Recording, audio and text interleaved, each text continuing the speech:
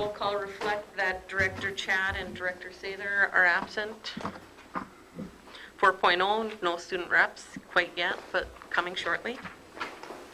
5.0, agenda deletions or additions. Not this time, Madam Chair. 6.0, anybody sign up for visitor input? Nope. Okay. Nobody? Sure. But next time, will you let me know a little in advance? Okay, thank you. Pauline Sorkin. I just have a question or two, or just rhetorically. There's some confusion here about our business manager. As I understand, in November of last year, the board voted and signed a contract with Virginia till the end of this year, June 30th, for a business manager. That date has come and gone. Yeah, we have to, just to answer that, I mean, we do have to renew that. So we should have done it already.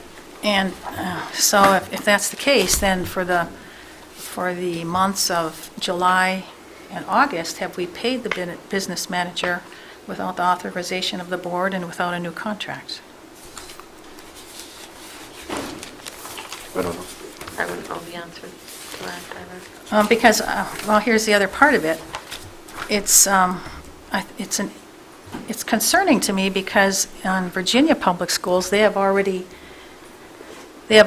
passed a contract for the business manager, Spencer Auney, for ourselves and for their district. And it included, as our district passed last year, for the 27-2018 school year, Virginia would pay $99,563, and our district paid $20,000. Now, they've already passed for the 2018, the 2019 school year, Virginia, an increase to $101,554 would be their share, and our share, which has been passed by the school board to this person, is for $25,000. So that's a $5,000 increase that we have committed our taxpayers to pay a business manager with no action on the board. Now, that's a 20% increase, 25% increase for the Eveleth Gilbert School District. And it is, let's see, the person will be getting overall about a 6% increase in salary. Of that 6%, which is about $7,000, Eveleth Gilbert has committed to $5,000 of that, and Virginia has committed to about $2,000 of that. And I just don't see how this could have happened. And plus the increases in the numbers and the percentages, and so to me it's concerning. And especially since our share has gone up higher than the Virginia share in percentage and in total dollars. So I think you need to address that as soon as you can. Okay. Thank you for your information. One more thing about, on the agenda, you have the Long-Term Facilities Maintenance Fund that you're going to pass, your plan, your 10-year plan that is to be recalculated every year. And so that plan was supposed to have been into the commissioner by the 31st of July. But the board was supposed to have approved it before it was submitted to the commissioner. Now, tonight, you're going to approve it tonight. It's a month past due, which hasn't followed the requirements of the state Department of Ed. And so these kinds of things concern me because it wasn't long ago that you had a budget meeting and you passed the initial budget, and it was like, well, we have to pass the budget this meeting because it's due before our next meeting. And from what I remember, there were no budget meetings. There was no detailed discussion by the boards, no special budget meetings. I mean, previous boards have had the superintendent start in January with meetings and information and whatever. And I thought, it's another example of too little too late, kind of not premature, but past, things that have happened. We had Jamie Linseth, our our insurance person here, well, he had to be added, well, you allowed him to be added to the agenda, which was a special meeting, because something had to be done right away before a deadline came up. And those are concerning things to me. So I think for sure you need to look into this, the business manager thing. Okay, As a taxpayer, I'm concerned. Thanks. thank you, Paul. Thank you. Okay, 7.0, approve the agenda.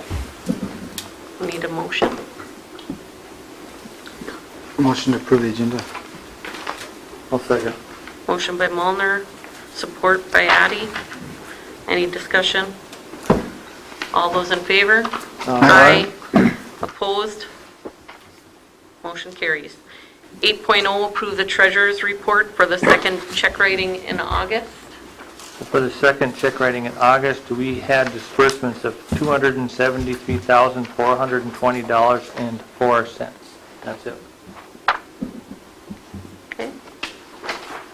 Do we have a motion to approve? I so move. We accept the treasurer's report for the month of August 2018. I will second. Support by motion by Gentilini, support by Lotiger. Any discussion? All those in favor? Aye. Opposed? Motion carries. 9.0 consent agenda. A, approve the minutes of the regular meeting of Monday, August 13th, 2018. B, accept the donation from the baseball boosters. C, approve the 2018-2019 fall coaching assignments. And D, approve the resignation of Richard Wint. Do we have a motion to approve the consent agenda? I'll move. Support. Motion by Addy, support by Gentilini. Any discussion? Yeah, on this baseball scoreboard, where's this going to be erected at? I mean, where's this scoreboard going to be? I mean, we're going to be purchasing it, where's it going to be installed? And who's paying for the installation and that? We're gonna pay for the installation, the school district will, out of our capital fund, as we did the previous scoreboard that was donated. Right. As far as where it's gonna go, I have not seen a plan for that yet. Okay. So you'll pay for it if it's on school property, but if it's off school property, you'll still pay for that installation? Okay. Okay. And then, just so we don't get into, I mean, I see there's like a sponsorship area on this thing. Do we know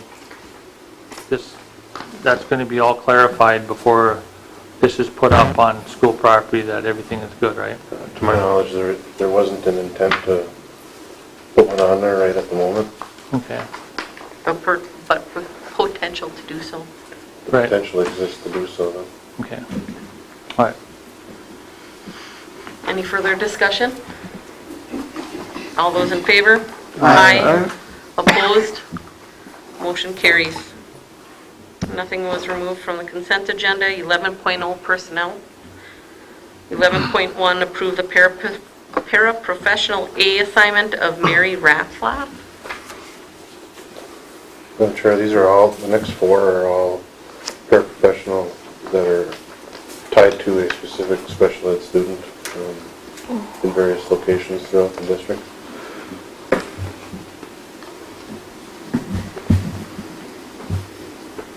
Have they? They're all highly qualified at this point. Okay, do we have a motion to approve? I'll move. I'll support. Motion by Addy, support by Lotiger. Any further discussion? All those in favor? Aye. Opposed? Motion carries. 11.2, approve the paraprofessional A assignment of Missy Slavich. Do we have a motion? Motion. I'll second. Motion by Mulner, support by Addy. Any discussion? All those in favor? Aye. Opposed? Motion carries. 11.3, approve the paraprofessional A assignment of Kathy Lawson. Do we have a motion? I'll move. I will support. Motion by Addy, support by Lotiger. Any discussion? All those in favor? Aye. Aye. Opposed? Motion carries. 11.4, approve the paraprofessional A assignment of Jeremy Limata. I'll move. Support. Motion by Addy, support by Gentilini. Any discussion? All those in favor? Aye. Aye. Opposed? Motion carries. 11.5, approve the early childhood teacher assignment of Brad Matuzak. I'll move. I will support. Support. I got it, Tom. Motion by Addy, support by Lotiger. Any discussion? All those in favor? Aye. Aye. Opposed? Motion carries. 11.6, approve the 1.0 elementary special ed teaching assignment of Brad Mankey. Yeah. Okay. This is a position in the junior high over in Gilbert. That's not the Nelson, or, I think, well, was it? It was okay. Originally, it was going to be in the no Sorry, you want the family tree on this one. So when he was interviewed, yes, it was the Nell Sheen. Because of the numerous FIAD teachers that we haven't been able to secure, we're going to probably end up taking the special ed teacher that's in the junior high who also has a FIAD license. Move him into FIAD, move this guy into the junior high, and we're trying to hire a Nell Sheen special ed teacher right now. How's that? Everyone follow that? Or hire him as a teacher. Right? Okay.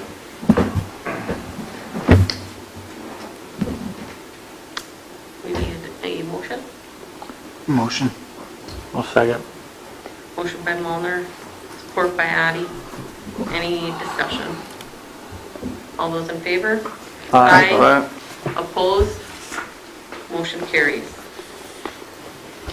12.0 new business. 12.1 approve the 2018-2019 long-term facilities maintenance budget. Madam Chair, as it was stated earlier, this was something I was due on the 31st. Our business manager was unable to get into the MDE system to input it, but did secure an extension on it. As it Did wasn't. or He didn't? did, yeah. Okay. So we're not out of compliance. However, this along with a lot of other things that have been going on in the budget, I mean, I want to stress to you that Spencer is great. I mean, he's very good at what he does. But one of the reasons that I haven't brought the contract forth is he's stretched out pretty darn thin right now with the two districts, and he also has another assignment that he does. And I don't know what the answer is to that right now. And our original plan was hopefully he could mentor whoever we had in the business office to the point where we could eventually hand that off so he wasn't stretched out so much, because just throwing somebody into the business office wasn't working so well for us. But the unfortunate thing is we are missing some dates here and there because of this, and I don't know, and I'm not in one regard blaming Spencer for any of it. I mean, he's stretched way too thin. It's not his fault. And that's one of the reasons that Virginia wanted more money for that position, because they feel that they're getting shortchanged a little bit as well. So I don't have a final solution to that. I have been working with ARC for most of the summer on the business realignment, as we talked about earlier in the study session. And that is one of the items that's on the docket as far as what we do moving forward. Spencer is certainly willing to continue and help out, but there's only so much one person can do in a day too. So, like I said, we're trying to do something maybe different. We just don't know what it is right now. So, But anyway, that was a long explanation for facilities maintenance budget. So back onto that topic. So about 3 years ago, the state, there used to be what was called health and safety money that you put in for, like say you had an asbestos removal project, you put that into the budget, and then a year later you get reimbursed for that. And now they rolled this all of the maintenance, all of our maintenance projects are in that same budget. So they allot us so much money. I mean, it isn't, if we want it, we can go get it. I mean, there's still a budget that comes in. So we allot so much for each area, depending on what it is. We allot so much for recarpeting every year. We allot so much for exterior maintenance, sidewalks and stuff. It's just a guess. It doesn't have to be, it doesn't have to lay out that way. I mean, if we need be at any point, we can reapply to the state and move that money around as we need it. So it's not a static document, if you will.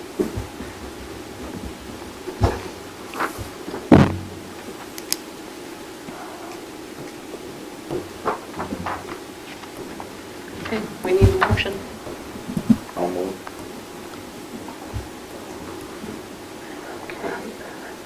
Do we have a second?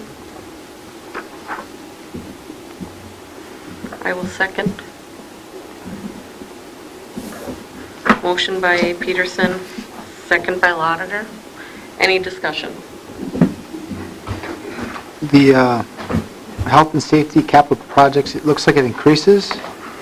We're from 4 to 6,000. It's kind of like sometimes, some years it's saying it's going to be 1,000 more, and some years it's showing like a $6,000 increase. What is that, just based off what you anticipate?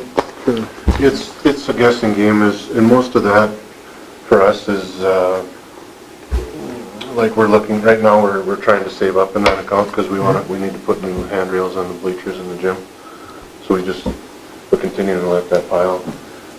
We know that we probably spend $10,000 to $12,000 a year in asbestos removal, whether we want to or not, because it just starts getting unraveled and whatnot. Rather than rewrap it, we've been taking it out. So, but it is just it's a guess. It's a guess.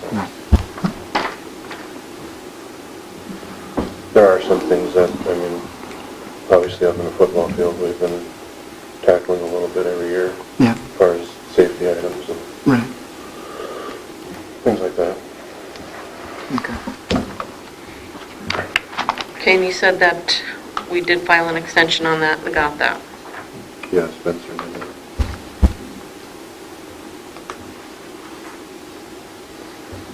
So we are not out of compliance.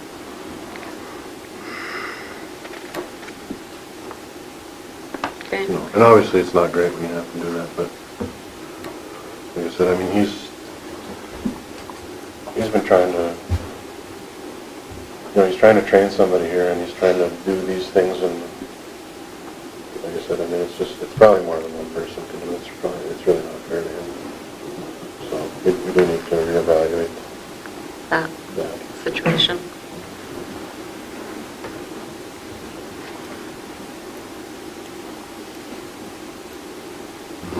I mean, he's very aware of the due dates for everything. I mean, he's about as good as they get. But it's just a matter of not physically being able to do it all.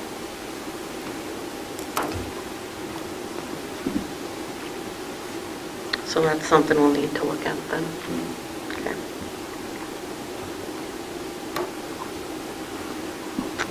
Any further discussion? Okay. All those in favor? Aye. Opposed? Motion carries. 12.2, approve the 2018-2019 MSC online agreement. You want to add anything to that? It's just online courses for our students to be able to take if there's schedule conflicts, or I know next year I have 2 students that wanted to take German, so they chose to take German online. So it's just giving opportunity for our students to take classes. And they still get credits and... Okay. Do we have a motion? I will make the motion. Do we have a second? Second. Motion by Lotiger, second by Mulner. Any further discussion? Would this be the basic or the comprehensive option? For the Right. MSC online agreement? Mm-hmm. We do the basic because we never know how many kids exactly we're gonna have. So it's basically a per student fee that we pay, rather than, Okay. because we don't have a lot of kids that go, not a lot of them. So do I need to amend my motion to say that we're going to go with basic? Yeah. Then I will amend my original motion and vote to approve the 2018-2019 MSC online agreement with the basic. Do you support that as well, Derek? I do.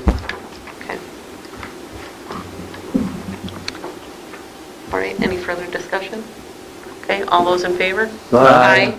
Opposed? Motion carries. 13.0 Administrative Report and Information. All right, here we go. So enrollment, as we know it today, and this is gonna change, is 917. A little bit on that number. So there are, amongst those 917, there are 43 kids that are new to our district this year. There are some that are coming back that were here previously. There's also 35 that are going out. Of those 35, I believe all but about 8 or 9 of them, I don't remember the exact number, physically moved out of the area. So we didn't lose that many to neighboring districts this year. Not in that 917 is 59 school readiness kids, 4 or 5s, which kind of, that enrollment blew up in the last week or so. There was a time this summer where we were wondering if we had enough for 2 sections even, and now we're in a little bit here. Todd's going to go through the possibility of going to a 4th section. As you may have heard me mention before, they are capped by the state at 20 per classroom, so if we get 2 more, we either have to start turning kids away or we expand the program. And I'll go ahead and share a little bit about what that could look like financially. Thanks. Thank you.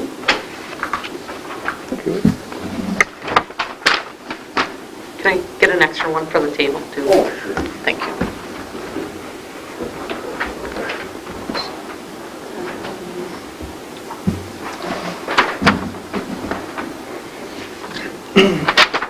Just to put it in perspective, too, while he's getting ready, the most we've ever had is 42. So that's a huge jump then. Yeah. Just to take a look at, I kind of put it's two-sided piece of paper for you to look at. Currently, we have 59 students pre-registered for the 4s and 5s program, and the max is 20 per class.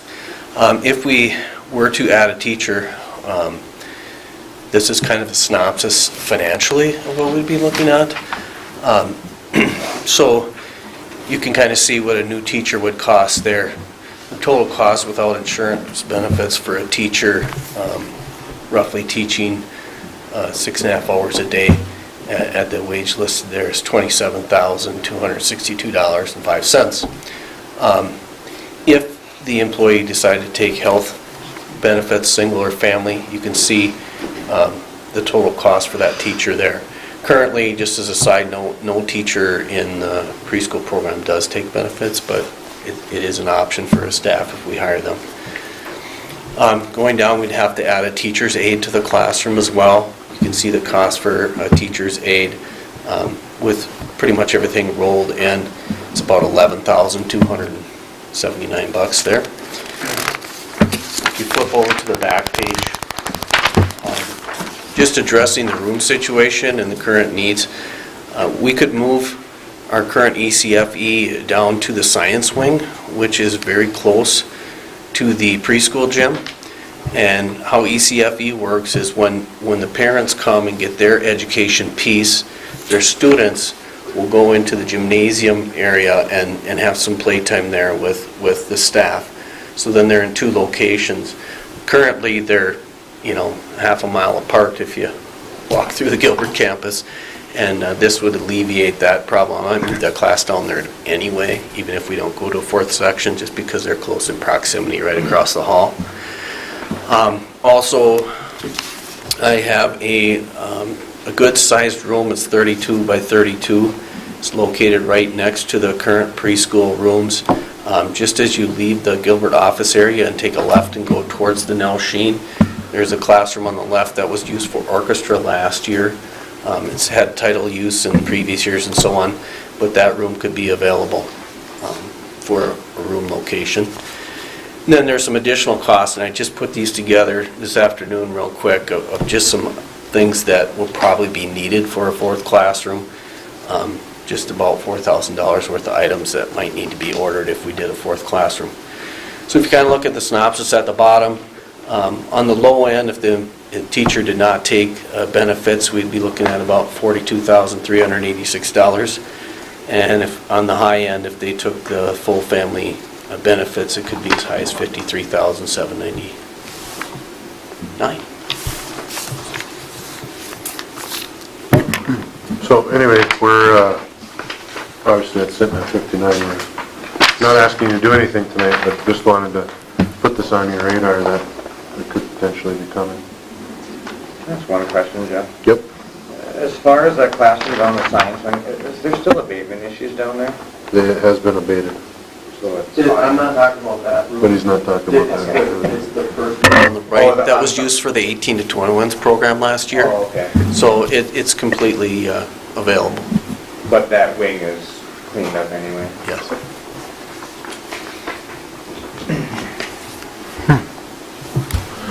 Let's see, we had all the new staff in here today for training for a few hours. You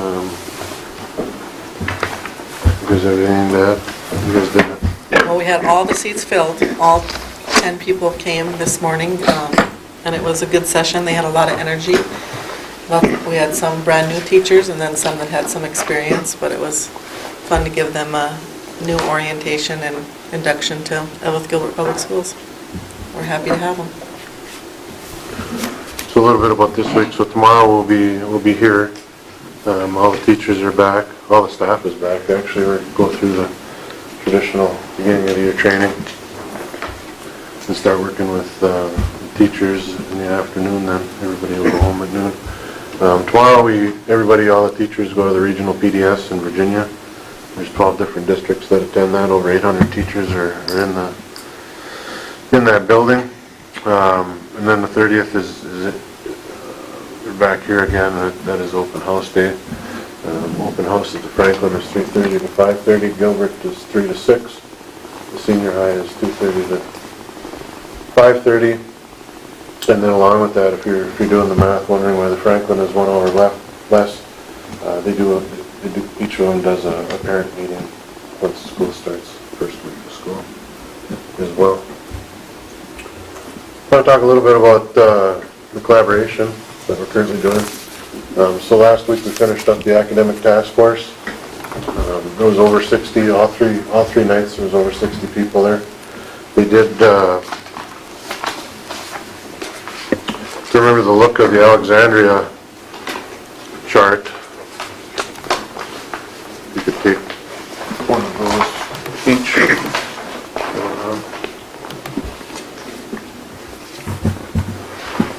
So there's no way you're going to read that, but that's why I have one coming around so that you can. But essentially they grouped a lot of the same things that you saw in Alexandria. The one thing that this area has that Alexandria really doesn't though is mining, so that played pretty heavy into the business management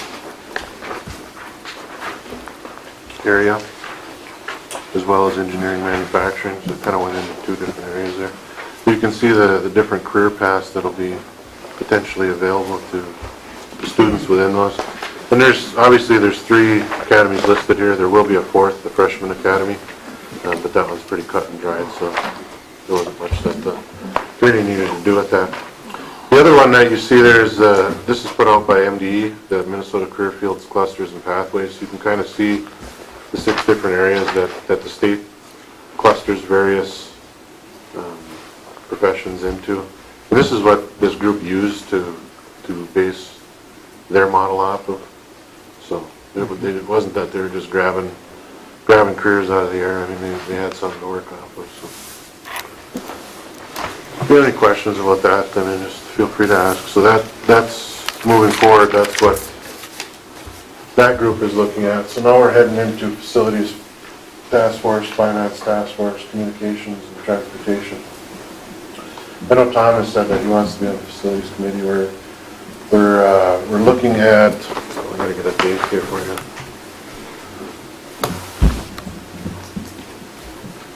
Our first facilities committee, we're looking at September 19th.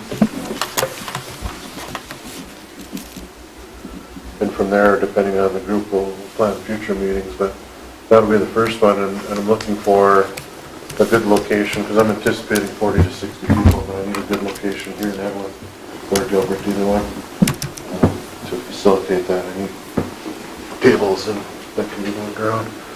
So I will let you know when that comes to be, and the finance committee task force will be shortly thereafter, and I believe Brownie. I asked, Kelly asked, I believe. On the finance, and you were on communication. I asked to be on communication outreach. Okay. So if anyone else has interest, let me know. I'll be sure to keep you updated on how that's going. And those are all public meetings. They're all public meetings, they'll be posted. A little bit about building updates, so I want to talk a little about the security. So we had these stickers, I wish that was a little clearer, but as you were walking in today, you should have seen one. So basically it has an outline of each building. They're over in Gilbert as well. And there's a little star that you are here and you need to go there or whatever. The earphones are on, doors 3 and 4. They're installed and they're working. We're still waiting for little signs, little instruction signs, so that people know what to do with them when they approach them, and what to expect. And we also have some yard signs kind of directing people where to go that are coming at the right areas. Overall, the whole security on this campus is done. They're working on converting Gilbert over to the same system, so we don't have 2 systems. The wireless classroom locks that you approved last meeting are supposed to be in this week now, and they'll start installing those, so they should be in shortly. Also, the smart panels that we approved earlier this summer, they're all here, and most of them are installed. You can see one in an elementary classroom. I think they're still working. Did you get the ones up in Gilbert yet? No. Yeah, I think that's... The brackets are up. Yeah, the mounts are on. They gotta hang them, so they should be done like tomorrow or the next day. So that's good. And a little reminder, on September 10th, which is normally a regular meeting, we do have the MSBA coming in to talk about evaluation at 5 o'clock. Okay, that's all I got.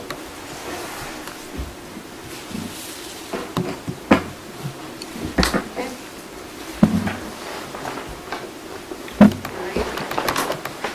Need a motion to adjourn.